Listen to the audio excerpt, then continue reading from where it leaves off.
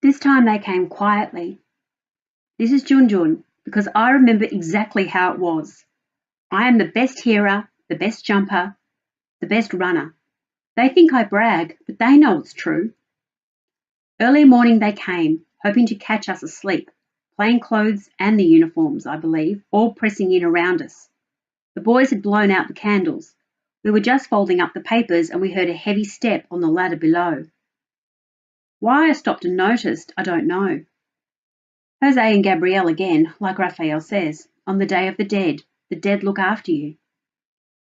Anyway, I said how quiet it was. We usually heard the old lady at the bottom of the house shouting and banging about because she had about 10 children who were up before dawn making mischief. So we all stopped still and wondered where the morning sounds had gone. Maybe she's the one who sold us. I don't know. I could hear someone talking below, sounding worried. Then the feet came up the ladder, sounding too heavy. That's all I can say. They sounded heavier than any man who lived up in our part of the building, where you had to be light. I went straight to the roof hatch and opened it up. Raphael was almost too scared to move. I had to smack him one. Gardo and he picked up what they could carry and we went so slow, so silent, because we didn't want to make a sound.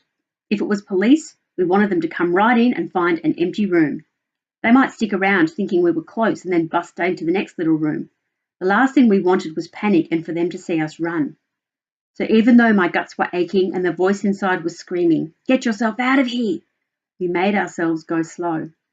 I went first and guided Raph, who guided Gardo. I was waiting for a shout or a gunshot even. I thought they had to have the place surrounded. They wouldn't be that dumb again. But there was nobody on the roof. Then, just below, I heard someone call Gardo's name. "Hey, Gardo, it's your cousin." Lies. "Gardo, hey, he's sick." Crazy lies, telling us only that we had to get moving. We stayed low, poised there for a while, like 3 scared little cats. I beckoned and we all crossed to the next roof, a TV aerial helping us swing down silently. There were wires stretching across, but we all knew not to touch them because they were bad electrics. Once you've had a zap off a power line, you go careful. So we just went on our toes down a dip into the roof space where we definitely could not be seen. Luck holding. A man was sitting in his window smoking a cigarette, just watching us. I saw some other people too, a woman flapping out some washing and 2 children playing with a dog. Everyone stopped and stared at us, but no one said a word and the dog didn't bark. Then down below we heard battering and hammering on doors and we knew the police were moving.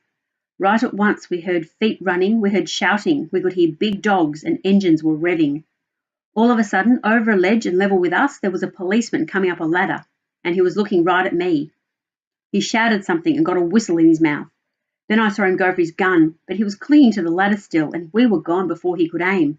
Under us and all around us, though, the world was full of noise.